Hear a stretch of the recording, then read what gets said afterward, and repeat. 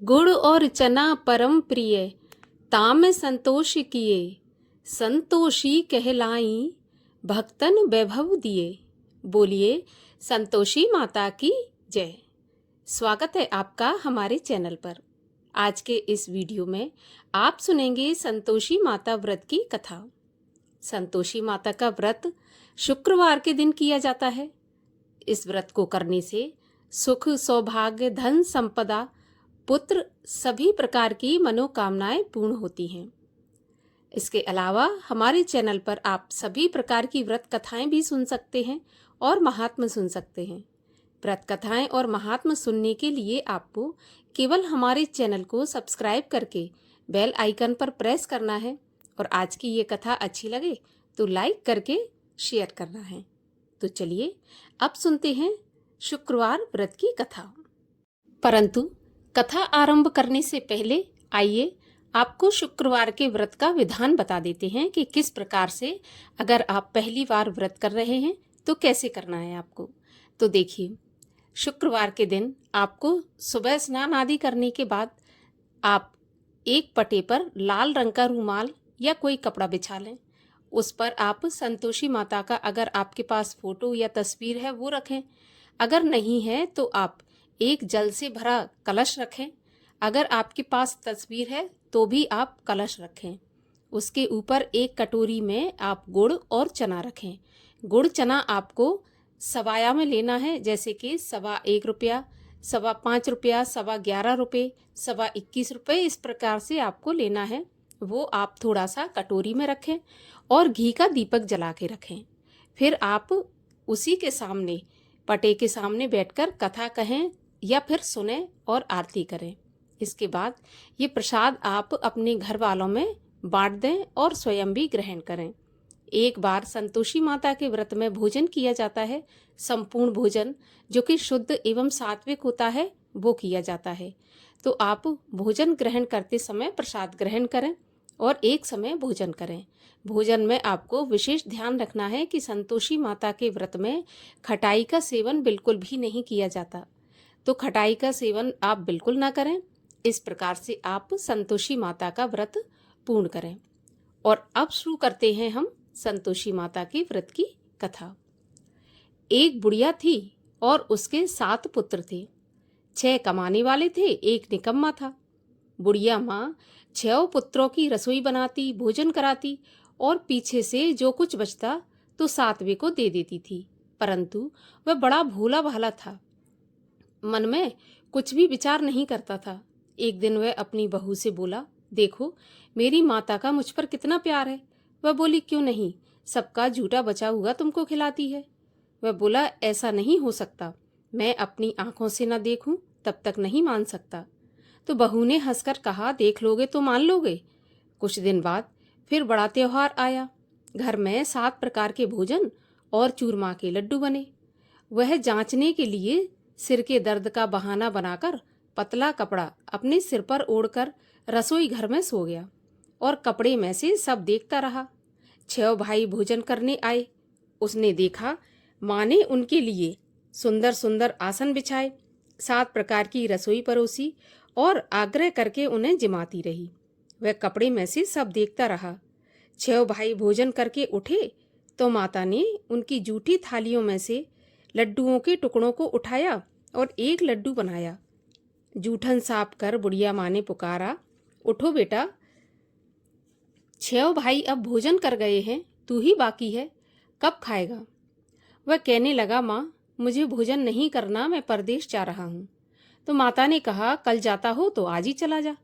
वह बोला, हाँ हाँ माँ, मैं आज ही जा रहा हूँ। यह कहकर वह घर से निकल गया। चलते समय बहू की याद आई। वह गौशाला में उपले थाप रही थी। वहीं जाकर उससे बोला, हम जावें परदेश को, आवेंगे कुछ काल, तुम रहियो संतोष से, धर्म आपनो पाल।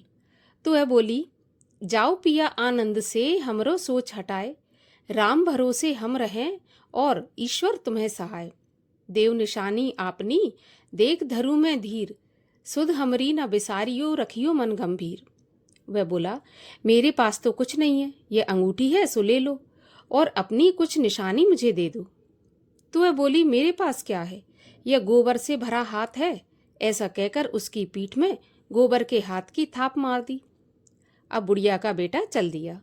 चलते चलते दूर देश में पहुंचा। वहां पर एक साहूकार की दुकान थी। वहां जाकर कहने लगा, भाई मुझे नौकरी पर रख लो। साहूकार को जरूरत थी। बोला, ठीक है, रह जा। लड़के ने पूछा, तनख्वाह क्या दोगे? तो साहूकार ने कहा, काम देखकर दाम मिलेंगे। साहूकार की नौकरी उसको मिल गई। अब वह सवेरे 7 बजे से रात तक नौकरी करने लगा। कुछ दिनों में दुकान का सारा लेन देन, हिसाब किताब, ग्राहकों को माल बेचना, सारा काम करने लगा। साहूकार के 7-8 नौकर थे। वे सभी चक्कर में पड़ गए कि यह तो बहुत होशियार बन गया। सेठ ने भी काम देखा और 3 महीने में उसे मुनाफे का आधे साझेदार बना लिया। वह 12 वर्ष में ही नामी सेठ बन गया और मालिक सारा कारोबार उसी के ऊपर छोड़कर बाहर चला गया। अब बहू पर क्या बीती वो सुनो। सास ससुर उसे दुख देने लगे। सारी गृहस्थी का काम करा के उसे लकड़ी लेने जंगल में भेजते। इस बीच घर की रोटियों के आटे से जो भूसी निकलती उसकी रोटी बनाकर रख दी जाती और फूटे नारियल के खोपरे में पानी। इस तरह दिन बीतते रहे। एक दिन वह लकड़ी लेने जा रही थी कि रास्ते में बहुत सी स्त्रियां संतोषी माता का व्रत कर रही थीं। वह वहां पर खड़ी होकर कथा सुनकर बोली, बहनों, यह तुम किस देवता का व्रत कर रही हो और इसके करने से क्या फल मिलता है? इस व्रत के करने की विधि क्या है? यदि तुम अपने इस व्रत का विधान मुझे समझाकर कहोगी तो मैं तुम्हारा बहुत एहसान मानूंगी। तब उनमें से एक स्त्री बोली, सुनो, यह संतोषी माता का व्रत है। इसके करने से निर्धनता, दरिद्रता का नाश होता है और लक्ष्मी आती है। मन की चिंताएं दूर होती हैं। घर में सुख होने से मन को प्रसन्नता और शांति मिलती है। निपुत्री को पुत्र मिलता है। प्रियतम बाहर गया हो तो जल्दी आ जाता है। कुंवारी कन्या को मनपसंद वर मिलता है। राजद्वारे में बहुत दिनों से मुकदमा चलता हो तो खत्म हो जाता है। सब तरह सुख शांति हो, घर में धन जमा हो, पैसा जायदाद का लाभ हो, रोग दूर हो जाए और जो भी मनोकामना हो वो सब इस संतोषी माता की कृपा से पूरी हो जाती हैं। इसमें कोई संदेह नहीं है। वह पूछने लगी, यह व्रत कैसे किया जाता है, यह भी बताओ तो बड़ी कृपा होगी। स्त्री कहने लगी, 1.25 रुपये का गुड़ और चना लेना, इच्छा हो तो 5.25 रुपये का ले लेना या फिर 11.25 रुपये का, अपनी सहूलियत के अनुसार जैसा हो सवाया ही लेना। बिना किसी परेशानी, श्रद्धा और प्रेम से जितना बन सके सवाया ले लेना। 1.25 रुपये से 5.25 रुपये तथा इससे भी ज्यादा शक्ति और भक्ति के अनुसार लेना। हर शुक्रवार को निराहार रहकर कथा कहना और सुनना। इसके बीच क्रम टूटे नहीं। लगातार नियम पालन करना। सुनने वाला कोई न मिले तो घी का दीपक जलाकर उसके सामने जल के पात्र को रखकर कथा कहना, परंतु नियम न टूटे। जब तक कार्य सिद्ध न हो नियम पालन करना और कार्य सिद्ध हो जाने पर ही व्रत का उद्यापन करना। 3 महीने में माता पूरा फल प्रदान करती है। यदि किसी के खोटे ग्रह हों तो भी माता 1 वर्ष में अवश्य कार्य सिद्ध करती हैं। कार्य सिद्ध होने पर ही व्रत का उद्यापन करना चाहिए, बीच में नहीं करना चाहिए। उद्यापन में 2.5 सेर आटे का खाजा तथा इसी नाप से खीर तथा चने का साग बनाना, 8 लड़कों को भोजन कराना, जहाँ तक मिले देवर जेठ भाई बंधु कुटुंब के लड़के लेना, ना मिले तो रिश्तेदारों और पड़ोसियों के लड़के बुला लेना। उन्हें बुलाकर भोजन कराना, यथाशक्ति दक्षिणा देकर माता का नियम पूरा करना। उस दिन घर में कोई खटाई न खाए, इस बात का ध्यान रखना। यह सुनकर बुढ़िया के लड़के की बहू चल दी। रास्ते में लकड़ी के बोझ को बेच दिया और उन पैसों से गुड़ चना लेकर माता के व्रत की तैयारी करके आगे चली और सामने मंदिर देखकर पूछने लगी, यह मंदिर किसका है? तब सब लोग कहने लगे, यह संतोषी माता का मंदिर है। यह सुनकर माता के मंदिर में जाकर माता के चरणों में लौटने लगी। दीन होकर विनती करने लगी, माँ, मैं निपट मूर्ख हूँ, व्रत के नियम कुछ नहीं जानती, मैं बहुत दुखी हूँ। हे माता जगत जननी, आप मेरा दुख दूर करें, मैं आपकी शरण में हूँ। माता को दया आई। एक शुक्रवार बीता कि दूसरे शुक्रवार को ही इसके पति का पत्र आया और तीसरे को उसका भेजा हुआ पैसा भी आ पहुंचा। यह देखकर जिठानी मुंह सिकोड़ने लगी। इतने दिनों में इतना पैसा आया, इसमें क्या बड़ाई है। लड़के ताने देने लगे। काकी के पास अब पत्र आने लगे, रुपया आने लगा। अब तो काकी की खातिर बढ़ेगी, अब तो काकी बुलाने से भी नहीं बोलेगी। इस प्रकार ताना मारने लगे। बेचारी सरलता से कहती, भैया पत्र आए, रुपया आए तो हम सबके लिए अच्छा है। ऐसा कहकर आंखों में आंसू भरकर संतोषी माता के मंदिर में आकर मातेश्वरी के चरणों में गिरकर रोने लगी। माँ, मैंने तुमसे पैसा तो नहीं मांगा, मुझे पैसे से क्या काम है, मुझे तो अपने सुहाग से काम है। मैं तो अपने स्वामी के दर्शन और सेवा मांगती हूँ। तब माता ने प्रसन्न होकर कहा, जा बेटी, तेरा स्वामी आएगा। यह सुनकर खुशी से बावली होकर घर में जाकर काम करने लगी।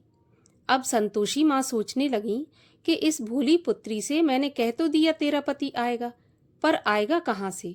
वह तो सपने में भी इसे याद नहीं करता, उसे याद दिलाने मुझे ही जाना पड़ेगा। इस प्रकार माता बुढ़िया के बेटे के पास जाकर स्वप्न में प्रकट होकर कहने लगी, साहूकार के बेटे, सोता है या जागता है। वह बोला, माता सोता भी नहीं हूँ, जागता भी नहीं हूँ, बीच में ही हूँ, कहिए क्या आज्ञा है। माँ कहने लगी, तेरा घर बार है या नहीं। वह बोला, माता मेरा सब कुछ है, माँ बाप, भाई बहन, बहू, क्या कमी है। माँ बोली, भोले पुत्र, तेरी पत्नी बहुत कष्ट उठा रही है, माँ बाप उसे दुख दे रहे हैं, वह तेरे लिए तरस रही है, तू उसकी सुध ले। वह बोला, हाँ माता, यह तो मुझे मालूम है, परंतु मैं जाऊं तो जाऊं कैसे। परदेश की बात है, लेन देन का कोई हिसाब नहीं है, जाने का कोई रास्ता नजर नहीं आता, कैसे चला जाऊं। माँ कहने लगी, मेरी बात मान, सवेरे नहा धोकर संतोषी माता का नाम लेकर घी का दीपक जलाकर दंडवत करके दुकान पर जा बैठना। देखते देखते तेरा लेन देन सब चुक जाएगा, जमा माल बिक जाएगा, सांझ होते होते धन का ढेर लग जाएगा। वह सवेरे बहुत जल्दी उठकर स्नान करके संतोषी माँ को दंडवत करके घी का दीपक जला दुकान पर जा बैठा। थोड़ी देर में वह क्या देखता है कि देने वाले रुपया लाए, लेने वाले हिसाब लेने लगे। कोठे में भरे सामानों के खरीदार नगद दाम में सौदा करने लगे। शाम तक धन का ढेर लग गया। माता का चमत्कार देखकर प्रसन्न हो मन में माता का नाम लेकर घर ले जाने के वास्ते गहना कपड़ा खरीदने लगा और वहां के काम से निपटकर घर को रवाना हुआ। वहां बहू बेचारी जंगल में लकड़ी लेने जाती है, लौटते वक्त माँ के मंदिर पर विश्राम करती है। वह तो उसका रोज रुकने का स्थान था। दूर से धूल उड़ती देखकर वह माता से पूछती है, माता ये धूल कैसी उड़ रही है। माँ कहती है, पुत्री तेरा पति आ रहा है, अब तू ऐसा कर, लकड़ियों के 3 बोझ बना ले, एक नदी के किनारे रख ले, दूसरा मेरे मंदिर पर और तीसरा अपने सिर पर रख। तेरे पति को लकड़ी का गट्ठा देखकर मोह पैदा होगा, वह वहां रुकेगा, नाश्ता पानी बना खाकर माँ से मिलने जाएगा। तब तू लकड़ियों का बोझ उठाकर घर जाना और बीच चौक में गट्ठा डालकर 3 आवाजें जोर से लगाना, लो सासू जी लकड़ियों का गट्ठा लो, भूसे की रोटी दो, नारियल के खोपड़े में पानी दो, आज कौन मेहमान आया है। माँ की बात सुनकर बहुत अच्छा माताजी कहकर प्रसन्न हो लकड़ियों के 3 गट्ठे ले आई। एक नदी के तट पर, एक माता के मंदिर पर रखा। इतने में ही एक मुसाफिर आ पहुंचा। सूखी लकड़ी देखकर उसकी इच्छा हुई कि अब यहीं पर विश्राम करें और भोजन बना खाकर गांव जाएं। इस प्रकार भोजन बना विश्राम कर वह गांव को गया। सबसे प्रेम से मिला। उसी समय बहू सिर पर लकड़ी का गट्ठा लिए आती है। लकड़ी का भारी बोझ आंगन में डालकर जोर से 3 आवाज देती है, लो सासू जी लकड़ी का गट्ठा लो, भूसे की रोटी दो, नारियल के खोपरे में पानी दो, आज कौन मेहमान आया है। यह सुनकर सास बाहर आकर अपने दिए हुए कष्टों को भुलाते हुए कहती है, बहू ऐसा क्यों कहती है, तेरा मालिक ही तो आया है, आ बैठ, मीठा भात खा, भोजन कर, कपड़े गहने पहन। इतने में आवाज सुनकर उसका स्वामी बाहर आता है और अंगूठी को देख व्याकुल होकर माँ से पूछता है, माँ यह कौन है। माँ कहती है, बेटा ये तेरी बहू है, आज 12 वर्ष हो गए जब से तू गया है, तब से सारे गांव में जानवर की तरह भटकती फिरती है। कामकाज घर का कुछ करती नहीं, 4 समय आकर खा जाती है। अब तुझे देखकर भूसे की रोटी और नारियल के खोपरे में पानी मांग रही है। वह लज्जित होकर बोला, ठीक है माँ, मैंने इसे भी देखा है और तुम्हें भी देखा है। अब मुझे दूसरे घर की चाबी दो तो मैं उसमें जाकर रहूंगा। माँ बोली, ठीक है बेटा, जैसी तेरी मर्जी। यह कहकर माँ ने चाबी का गुच्छा पटक दिया। उसने चाबी लेकर दूसरे कमरे में, जो कि तीसरे मंजिल के ऊपर था, उसे खोलकर सारा सामान जमाया।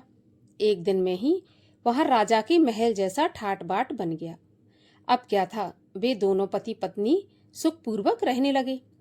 इतने में अगला शुक्रवार आया तो बहू ने अपने पति से कहा कि मुझे माता का उद्यापन करना है। तो पति बोला, ठीक है, खुशी से करो। वह तुरंत ही उद्यापन की तैयारी करने लगी। जेठ के लड़कों को भोजन के लिए कहने गई। उन्होंने मंजूर किया, परंतु पीछे से जेठानी अपने बच्चों को सिखाती है, देखो भोजन के समय सब लोग खटाई मांगना, जिससे उसका उद्यापन पूरा ना हो सके। लड़के जीमने आए, खीर पेट भर के खाई, परंतु याद आते ही कहने लगे, हमें कुछ खटाई दो, खीर खाना हमें नहीं भाता, देखकर अरुचि होती है। बहू कहने लगी, खटाई खाने को नहीं मिलेगी, यह तो संतोषी माता का प्रसाद है। लड़के तुरंत उठकर खड़े हो गए और बोले, पैसे लाओ। भोली बहू कुछ जानती नहीं थी तो उन्हें पैसे दे दिए। लड़के उसी समय जाकर के इमली लेकर खाने लगे। यह देखकर बहू पर संतोषी माता ने प्रकोप किया। राजा के दूत उसके पति को पकड़कर ले गए। जेठ जेठानी मनमाने खोटे वचन कहने लगे। लूट लूट कर धन इकट्ठा करके लाया था, सो राजा के दूत पकड़कर ले गए। अब सब मालूम पड़ जाएगा जब जेल की हवा खाएगा। बहू से ऐसे वचन सहन नहीं हुए। रोती रोती माता के मंदिर में पहुंची और बोली, माता तुमने यह क्या किया? हंसाकर अब क्यों रुलाने लगी? माता बोली, पुत्री तूने उद्यापन करके मेरा व्रत भंग किया है, इतनी जल्दी सारी बातें भुला दी। वह कहने लगी, माता भूली तो नहीं हूं, ना ही कुछ अपराध किया है, मुझे तो लड़कों ने भूल में डाल दिया, मैंने भूल से उन्हें पैसे दे दिए, मुझे क्षमा कर दो माँ। माँ बोली, ऐसी भी कहीं भूल होती है?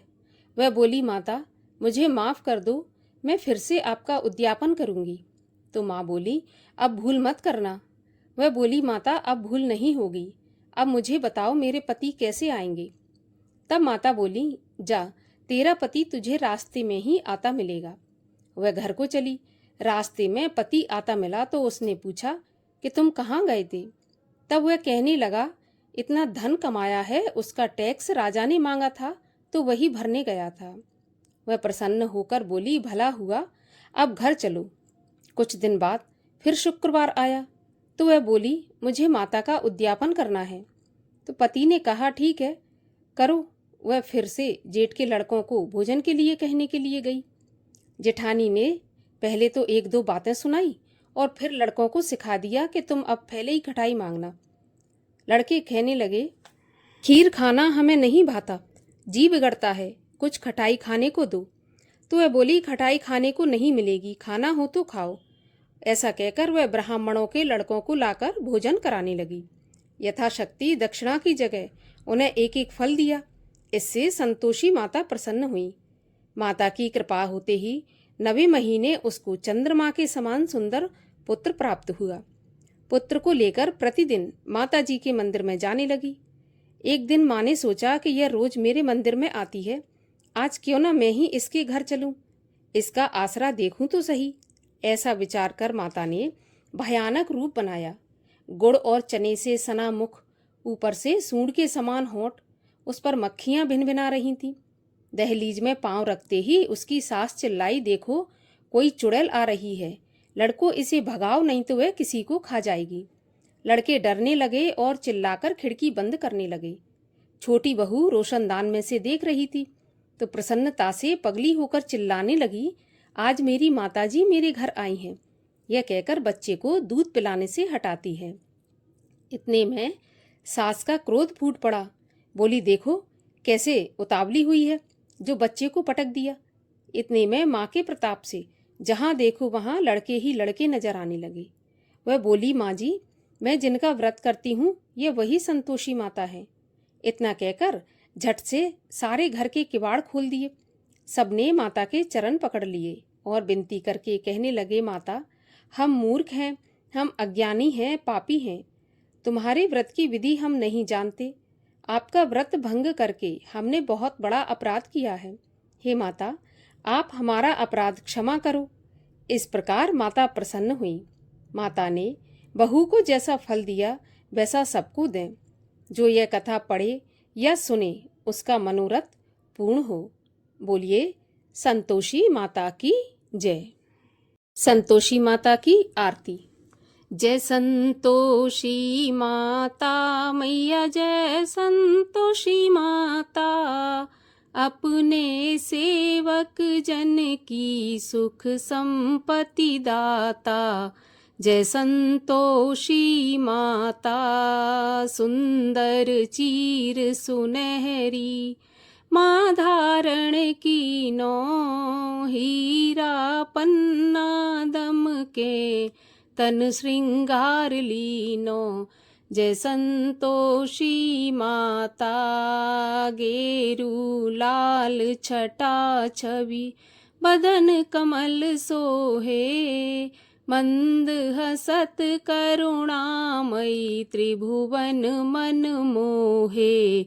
जय संतोषी माता, स्वर्ण सिंहासन बैठी, चवर ढुरे प्यारे, धूप दीप मधुमेवा, भोग धरे न्यारे। जय संतोषी माता, गुड़ और चना परम प्रिय, ताम संतोष कियो, संतोषी कहलाई, भक्तन वैभव दियो।